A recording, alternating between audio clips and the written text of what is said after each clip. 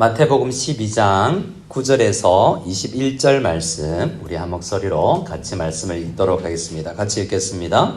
거기에서 떠나 그들의 회당에 들어가시니 한쪽 손 마른 사람이 있는지라 사람들이 예수를 고발하려 하여 물어 이르되 안식일에 병 고치는 것이 옳으니까? 예수께서 이르시되 너희 중에 어떤 사람이 양 한 마리가 있어 안식일에 구덩이에 빠졌으면 끌어내지 않겠느냐? 사람이 양보다 얼마나 더 귀하냐? 그러므로 안식일에 선을 행하는 것이 옳으니라 하시고 이에 그 사람에게 이르시되 손을 내밀라 하시니 그가 내밀매 다른 손과 같이 회복되어 성하더라. 바리새인들이 나가서 어떻게 하여 예수를 죽일까 의논하거늘 예수께서 아시고 그 길을 떠나시니 많은 사람이 따르는지라.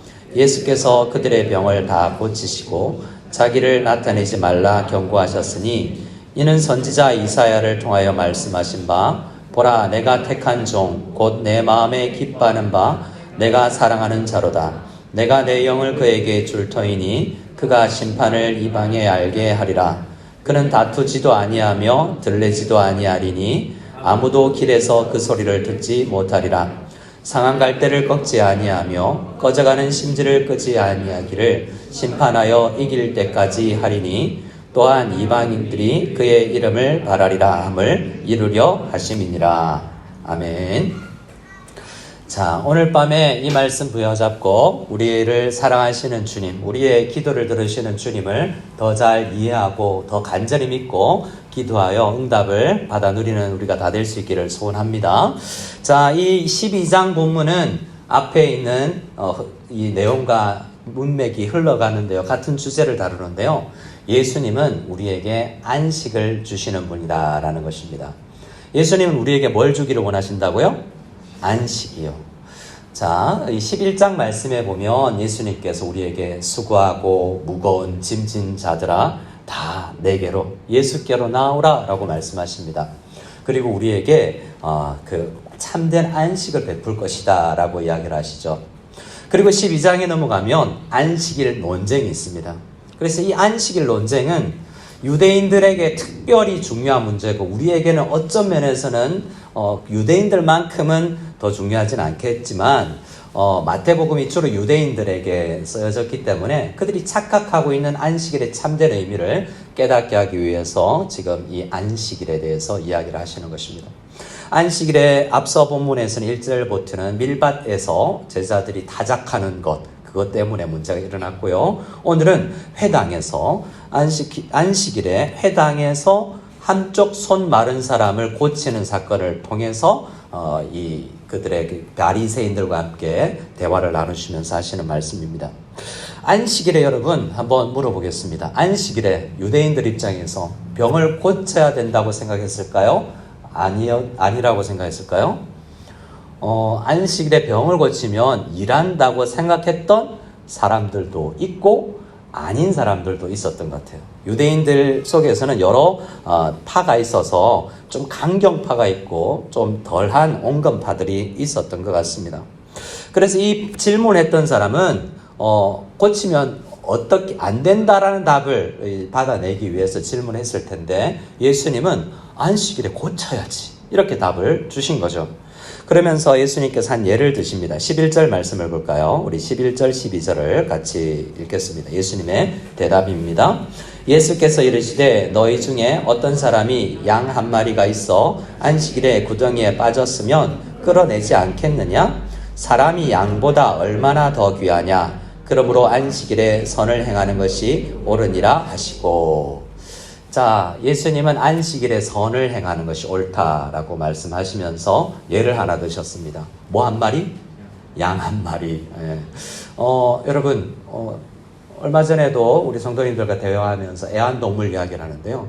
애완동물이 사람 밥보다 더 비싼 거 먹는다고도 하더라고요. 제가 아는 목사님이 뉴질랜드에서 미국으로 목회지로 옮기는데 고양이 한 마리 데려가는 게 사람 비행기 값보다 더 많다고 하더라고요. 애완동물이 사람보다 더 잘 대접받는 것 같은 시대. 근데 이 본문은 애완동물 이야기를 하지 않아요. 하지만 짐승보다 사람이 귀하다. 근데 하나님은 이 짐승 하나를 구출하는 것도 귀하게 너희들도 생각하거니와 사람에게 선한 일을 하는 걸 하나님께서 기뻐하지 않겠느냐라고 이야기를 하는 거죠. 그런데 여러분, 유대인들 사이에서는, 당시 유대인들 사이에서는 양이 웅덩이에 빠지면 안식일이라면 건져내야 된다, 건져내지 말아야 된다는 파가 나눠졌습니다. 여러분, 미시나라고 예수님 이후에 한 200년 안에 구전된 장로들의 유전들이 구전만 되다가 이제 책으로 합해졌는데요. 미시나라고 그럽니다. 그게 한 또 200년 더 지나가면서 거의 4세기부터 6세기까지 탈무드로 정리가 되었죠. 그 내용을 보면 율법 성경에서 출발했는데 그 각론 진짜 이게 두 법이 상치될 때 어떻게 해야 되지? 만약에 일하지 말라고 안식일에 하나님께서 명령하셨는데 어디까지가 일이지? 이런 상세한 이야기들을 이 안식일을 잘 지키려고 했던 노력 가운데서 날아온 거죠. 그래서 안식일에 이스라엘에 가면 이 엘리베이터 버튼을 누르면 불이 들어오기 때문에 누르지 말아야 된다고 이야기하고, 모든 층에 안식일에는 선다고 이야기하고, 안식일이 시작됐는데 자동차 엔진을 켜놓고 안식일이 시작되면 끄면 안 돼요. 불과 관련 엔진 안에 불이 타고 있잖아요. 그래서 이 추운 겨울에도 만약에 불을 켜지 않고, 난로를 켜지 않고 안식일이 시작됐으면 켜지면 안 돼요. 춥게 지내야 돼요. 불을 함부로 안식일에 다루면 안 되기 때문이죠. 이런 경우도 있는데요. 우리가 잘 아는 탈무드의 내용에 이 내용이 들어 있습니다. 물론 이 당시에 이쪽 사람들은 예수님께서 니네들은 양을 안식일에도 살리지 않냐라는 이야기였지만, 시간이 저 지나가면서 유대인 사이에서는 이런 대화가 있었다고 합니다. 만일 짐승이 도랑에 빠졌다면 사람들은 베개나 침구 등을 가져다가 그 아래에 던져주어서 스스로 올라오면 되지만 건져냈으면 일이다 라고 생각한 거예요. 근데 반론을 한 다른 파에서는 뭐라고 이야기했냐면, 아니다, 짐승이 도랑에 빠지면 그 짐승이 안식일을 지나도록 살아있을 수 있도록 식량은 넣어줄 수 있지만 베개나 다른 걸 던져 넣으면 일이다 라는 거죠. 뭐가 맞겠습니까? 둘 다 예수님은 틀렸다는 거예요. 그만큼 안식일을 잘 지키기 위해서, 말씀을 잘 지키기 위해서 노력했는데 전혀 안식일의 참된 의미를 그들은 잘 알지 못했다라고 이야기를 예수님께서 하고 계신 것입니다. 그래서 주님께서는 안식일이라는 명령이 중요하지만 안식일의 참된 의미를 깨달아야 안식일을 더 잘 지킬 수 있다라는 것을 우리에게 가르쳐 주시기 위해서 이 말씀을 주셨습니다. 안식일에는 뭘 하는 날이냐면, 우리 12절 말씀에 보면 안식일에 선을 행하여야 된다라고 이야기하는 거예요. 근데 그것도 헷갈리잖아요. 어디까지가 선인지, 어디까지가 선한 행동인지 잘 모른다는 거죠. 그래서 이 선은 이 문맥 안에서 보면 이 앞에, 이 본문 앞에 예수님께서 호세아 6장 6절을 인용해 주셨었는데요. 그 본문 안에서 이야기하는 선을 우리는 먼저 생각해야 됩니다. 12장 7절 말씀에 예수님께서 호세아 6장 6절 말씀을 인용하면서 나는 자비를 원하고 제사를 원하지 아니하노라 라고 했는데, 너희들이 그 호세아서 읽었지? 그 뜻을 잘 안식일과 대비해봐. 안식일은 우리가 일을 멈추고 그냥 노동을 안 하는 것이 아니라 안식일에 하나님을 생각하는 제사, 예배를 드리잖아. 근데 그 예배보다 더 중요한 게 있다. 뭐라고요? 저를 따라합시다. 자비를 원하신다. 그러니까 자비는 다른 사람들에게, 인애라고 호세아서는 번역했는데요, 사랑과 관심과 섬김의 마음을 흘려보내는 것을 안식일에 제사보다 더 중요한 것이다라고 예수님께서 말씀하신 거죠. 그래서 예수님께서 이 안식일에 우리에게를 통해서 우리에게 이야기해 주는 것은, 예수님께서 일주일의 모든 날들을 우리가 열심히 살지만 적어도 하루에는, 오늘 우리가 살아가는 우리 시대의 주일이 꼭 안식일과 100% 같진 않지만 그때에는 더 집중해서 서로를 돌보며 인애를 베풀고 자비와 긍휼로 서로를 돌아보는 일을 해야 된다는 것입니다. 그래야만 서로가 안식할 수 있다는 거예요. 자, 한번 돌아봅시다. 우리는 주일날, 안식일이 100% 아니지만 주일날 안식을 충분히 누려다가 집에 들어가세요? 아니면 주일날 교회 갔다 오면 피곤하세요? 목사님이 설교를 길게 해서 우리를 피곤하게 하셨잖아요. 이렇게 할 수도 있겠고, 교사하면서, 성가대하면서, 각종 봉사하면서 아침 일찍 와서 오후 늦게, 이전에는 아침 일부 예배에 가서 오후 예배, 저녁 예배까지 하고 집에 돌아오면 녹초가 되기도 하고 안식을 못 누릴 수 있지 않습니까? 근데 이 주일과 안식일은 안식을 누릴 수 있어야 된다라고 말씀해요. 그런데 어떻게 그럼 우리가 누릴 수 있는가? 이게 이 예수님께서 안식일에 우리가 하나님께서 우리에게 베푸신 그 자비와 우리 긍휼을 충분히 받아서 서로가 인애와 자비를 많이 베풀어야 우리가 서로 안식할 수 있는 거예요. 왜 우리가 오늘날도 그때도 주일날, 안식일날 안식을 누리지 못하냐면 어떤 한 개인에게 일이 집중되기 때문에 그래요. 모두가 안식을 누리기 위해서는 우리 모두가 주신 은사와 받은 은혜와 받은 긍휼로 우리도 다른 사람을 긍휼히 여기고 주일학교 아이들을 긍휼히 여기고 우리가 일을 다 분담하면 일이 분담되면서 사실은 실제적으로도 우리가 육체적으로도 노동도 덜 피곤할 수 있게 되는 거죠.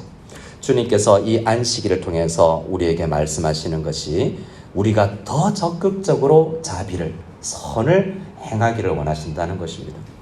안식일에 출애굽기에서 10계명 안에서 또 신명기 안에서 출애굽기 10계명 안에서 이 안식일 계명을 2번 이야기하는데요. 첫 번째 출애굽기에서는 창조주이기 때문에 창조받았기 때문에 창조주 하나님을 더 기억해야 된다고 이야기하고요.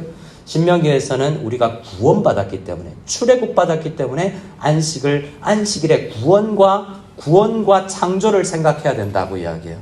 그분이 구원받은 창조된 우리 사람이 죄로 빠져서 안식을 누릴 수 없게 되었는데 우리를 구원해 주신 주님의 사랑을 경험한 자만이 참된 안식을 누리는구나 라는 걸 깨달은 사람들이 그 안식에 다른 하나님의 피조물들에게 이 동일한 사랑과 긍휼의 마음으로 흘려보내고 함께 일해야 우리가 되는 날이 안식일이라는 것을 우리는 이 말씀을 통해서 볼 수 있는 것입니다.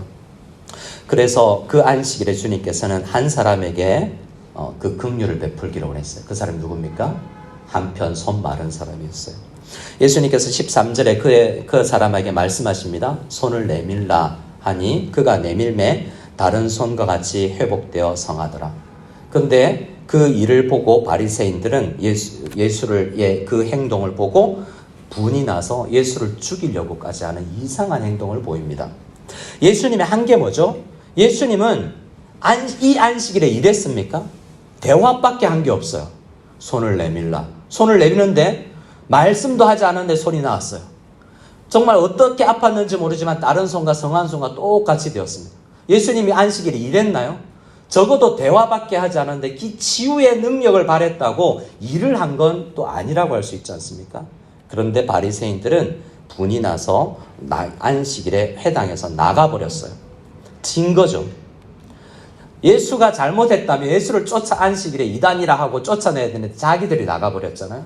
안식일에 회당에서 말씀 가운데 진짜 안식을 누릴 수 있어야 되는데 그들은 그 안식일에서 떠나버린 것입니다. 그래서 우리는 뭘 또 알 수 있냐면 예수님께서 논리로 그들을 이긴 거예요. 근데 논리로 그들이 변화되지 않습니다. 사람은 논리와 지식과 이성으로 변화되지 않는구나라는 것을 이 본문을 통해서도 어렴풋이 깨달을 수 있죠. 근데 오늘 본문은 17절 이하에가 어떤 면에서 더 큰 핵심이 있습니다. 예수님께서 이 앞선 이 안식일 대화를 다 하시고 나서 이 모두가 뭐라고 이야기하냐면 17절 말씀, 18절 말씀을 같이 읽어보겠습니다. 이는 선지자 이사야를 통하여 말씀하신 바 보라 내가 택한 종 곧 내 마음에 기뻐하는 바 내가 사랑하는 자로다. 내가 내 영을 그에게 줄 터이니 그가 심판을 이방에 알게 하리라 라는 이사야서 42장 말씀을 인용하면서 이건 이사야 선지자가 예언한 게 이루어진 거야 라고 이야기를 합니다. 이사야 선지자가 예언한 게 뭐지? 라고 생각해 볼 필요가 있는데요. 이사야서 몇 장이라고요? 42장이라고 그랬습니다. 이사야서는 66장으로 되어 있는데 우리가 잘 아시는 것처럼 39장이 구약을 닮아 있고 40장부터 66장까지가 신약을 닮아 있는데 이 40장부터 시작되는 문맥이 시작되어서 42장에 이 본문이 예수님이 이야기하는 이 본문이 있는 것입니다. 그럼 40장 신약이 시작과 같이 이 40장 1절 본문은 어떻게 시작되느냐면 이렇게 시작됩니다. 너희의 하나님이 이르시되 너희는 위로하라. 내 백성을 위로하라. 이 유명한 말씀은 핸델의 메시아의 서곡의 첫 번째 테너가 부르는 가사예요. Comfort thee라고 이야기하면서 내 백성을 위로하라라고 높은 소리로 테너가 부르면서 핸델의 메시아가 시작됩니다. 핸델이 참 이사야 묵상을 잘해서 그렇게 그걸 한 거죠. 예수님께서 이 땅에 오셔서 뭘 하기 위해서 예언되었냐면 백성을 위로하기 위해서 오셨다는 거예요.